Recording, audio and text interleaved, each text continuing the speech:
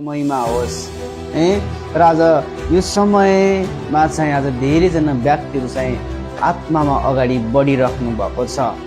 र आज म यो कुरा भन्दछु, आज कतिपटक त्यो कुरा व्यक्तिहरूलाई थाहा छैन, कतिपटक उनीहरू संसारमा है वचन बाहिर भएर चाहिँ उनीहरू के गरिरहेको छन्, आफ्नो जीवन चाहिँ जिइरहेको छन्, आफ्नो जीवन चाहिँ के गरिरहेको छन्, संसारमै छोडिरहेको छन्। संसारिक तरिकाले सिस्टमले चाहिँ उनीहरू के गरिरहेको छन्, हिँडिरहेको छन्।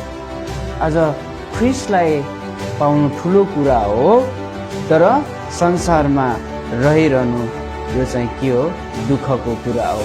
आज त्यो कुराको लागि प्रार्थना गर्नुहोस्, उनीहरू आत्मामा त्यो कुराहरू उनीहरूले चिन्न सकुन्। आमेन।